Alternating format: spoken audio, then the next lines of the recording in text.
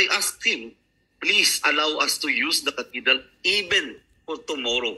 Because tomorrow is our anniversary celebration. It's very important for all of us. Many kingdom leaders lumipat para dito. And then, General Torre. Marcelo, na tayo ngayon dito? Sir, I think we have finished the discussion on that matter amicably, and they have agreed that they will do their celebration in the plaza, because actually, sir, they cannot fit everybody in the cathedral. Bakit nakialam ka? Bakit sa iyo ba yan? Kapal ng mukha mo. More than they're claiming to be expecting more than 3,000 people. So kapal ng mukha mo. That's both an academic point, sir. Parang ikaw ang may-ari, magpapaalam sa'yo. For their September 1 celebration is really outdoors in the plaza, in front of see, the big, tingnan mo, in ganyang front of the big, kakahudas. LED walls. Right. Hudas ka, bakit sa inyo ba yan? Your Honor, ang tanong dito, kami kasi yung may-ari. Correct. Bakit ngayon kami na ang magpapaalam at magmapakaawa? Nagagamitin yung worship namin, bahay namin yon. Ano? Private property po yun. Ang problema, nagpapaalam na kami sa pulis. Ano ba talaga? Ito yung tanong niyo, totoo na ba? May martial law na ba talaga tayo ngayon, Your Honor? And the worst thing, Your Honor, kahit na yung podium namin, pulpit, hindi nila inalaw na ilabas. Your Honor. Kasi wala na kami magawa. So napilitan kaming kalabas. Huwag siyang magrason-rason na marami kami. Marami talaga kami. Eto pa. Inabukasan. Kasi nung anniversary namin, nandun si DP Sara. Kasama namin.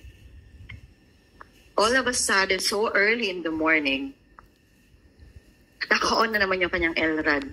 Galit na galit. Hindi namin alam ano na naman. Nabulabog na naman yung compound.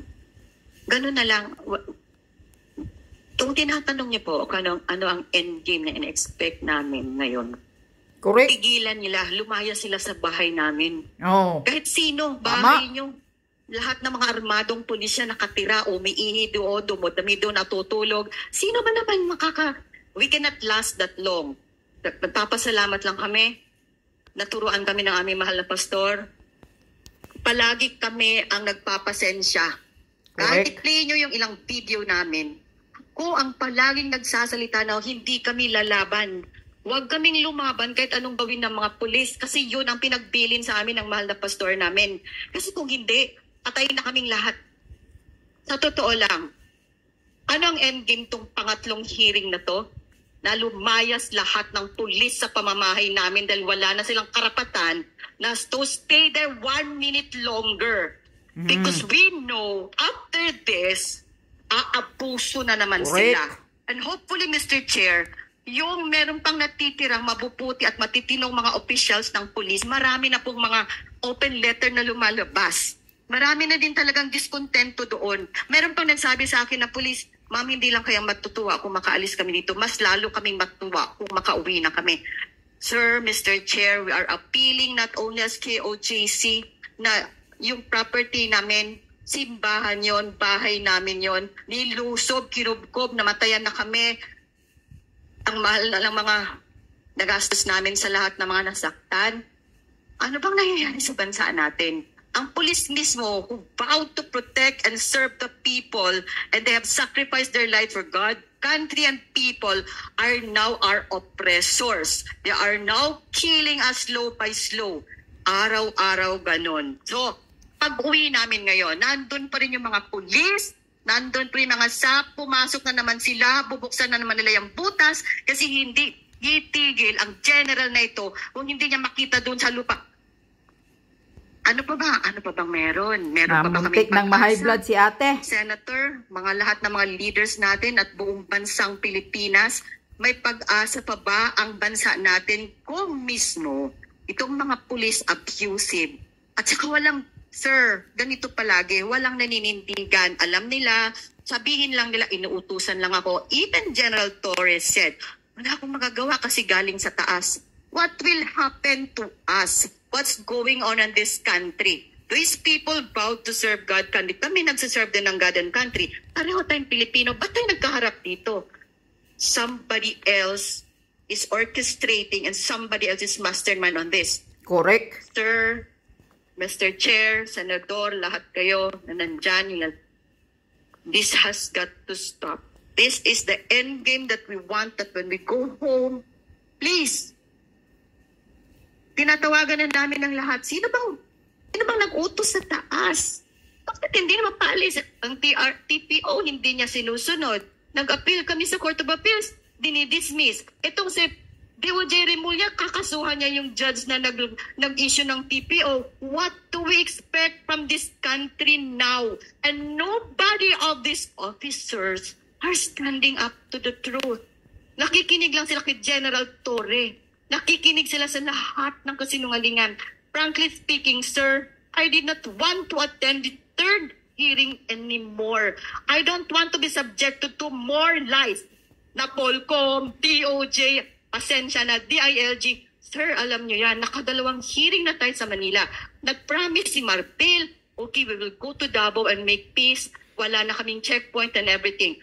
Eto na, pangalawa, si DILG Secretary, nag-promise. Kaya nga, mga sinungaling tumahayop na yan. Pero sinabi niya yun sa Senado. Aayusin niya. Kinabukasan pupunta siya Davao. What happened, sir? Where are they now? And lumalala yung ginagawa nila sa KOJC. Ulitin ko po uli. Hindi kailanman tumatakas si Pastor sa batas. Because Pastor has taught us we will not be like this. If Pastor did not teach us and inculcate in us the truth, ang katuwiran, ang kabutihan, ang pag-ibig, hindi basta-basta ang dinadamdam namin. Andito yung mga pulis, pwede ba may manindigan kahit isa? Wala na ba talagang boses? Wala na ba talaga tayong batas?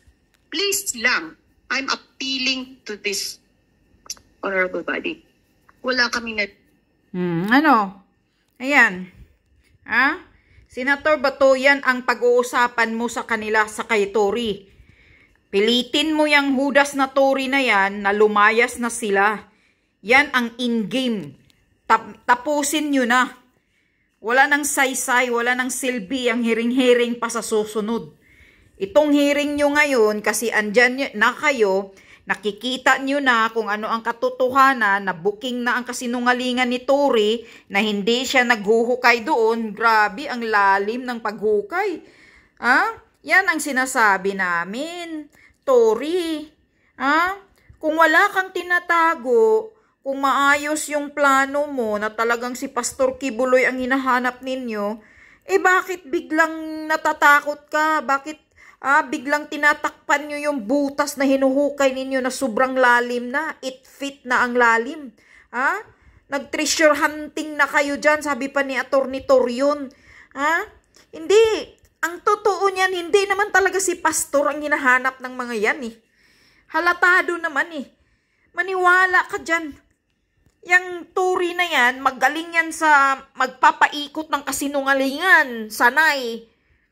Sanay sa kasinungalingan yan. Magaling mag-deny. Kanina, booking nga siya ni Dr. Badoy. Nagpa-press con siya na hindi daw siya naghuhukay. Hindi daw sila naghuhukay doon sa eskwelahan. Sina-challenge niya pa si Atty. Torion. Ano ngayon?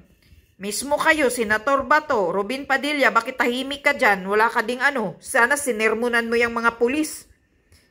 Sumama ka dyan. Sana nagsalita ka. Tapos, ayan, matapos to, wala, ganyan na naman, balik na naman. Hindi pwede yun. Kailangan ikaw, Senator Bato, manindigan ka. Tapusin mo na to. Kaya yan ang hinihingi nila. In-game. Ano ang in-game nitong imbestiga? Tama naman talaga siya Kung hindi pa lang sila mapasinsyado dahil yan ang tinuturo ni Pastor sa kanila, naku. Baka may ilan pulis ang namatay at sila din baka namatay na lahat. Kasi siyempre armado ang mga pulis lumalaban-lalaban talaga sila. Hindi na maabuso na to Senator Bato, pigain mo yang si Tory, Judas, kung sino ang nagkakamand sa kanya dyan. Yan ang anuhin mo. Dahil napahiya na kasi yan eh. Kaya napasubo na yan eh. Kasi napahiya na yang si Judas Story dyan. Mission field kasi siya. Kaya kung ano-ano na lang yung kanyang sinasabi na may heartbeat ng tumbong ng puwit mo siguro ang narinig mo. Yung utot mo. Hanggang dumating na doon sa kangkungan, dumating na doon sa pitsayan, sa garden, ang heartbeat. Kung di katarantaduhan,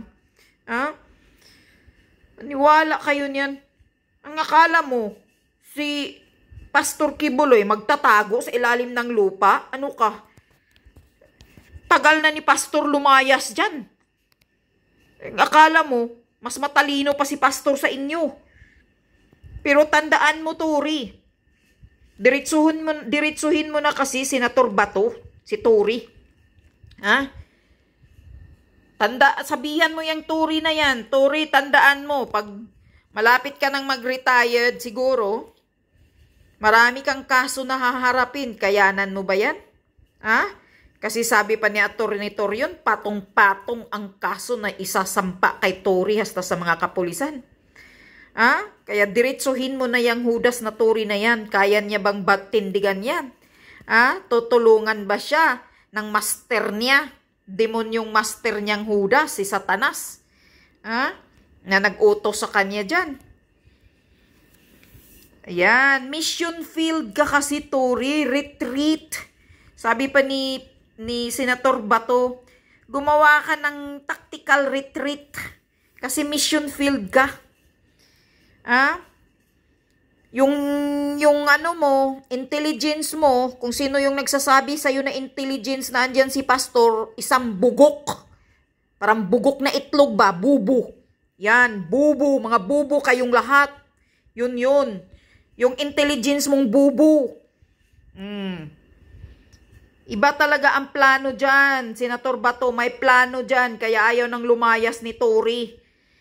Ginagamit ang mali na warrant of arrest, na Pasig ang address, nakapangalan pa sa babaeng pangalan, hindi pa kay Pastor Kibuloy na pangalan, yan ang ginagamit ni Judas Tori. Tapos hanggang umabot na ngayon 13 days. Sinungaling ka, ikaw, Tori, ang hindi dapat paniwalaan, puno ka ng kasinungalingan. Buti nga sa'yo, pahiya ka. Harap-harapan binabara ka ni Dr. Baduy. Kapal ng mukha mo. Walang hiya ka kasi. Ayaw mo kasing aminin na mission field ka. Pasubo ka sa mission mo. Kaya kung ano na lang yung pag pinagkalkal-kalkal ninyo. Umamin ka. Nagpapapasok ka ng mga minors na naghuhukay dyan. Tapos pinapasuot mo pa ng mga pulis na mga uniform ninyo. Hindi ba illegal yan sa pulis? Yan. Kawawa yung mga minors na yun. Kasali sa kaso yun. Kaya tinatanong ni Atty. Torion yung mga pangalan. Kawawa kayo. Makikialam kayo. Sunod-sunuran kayo kay Tori.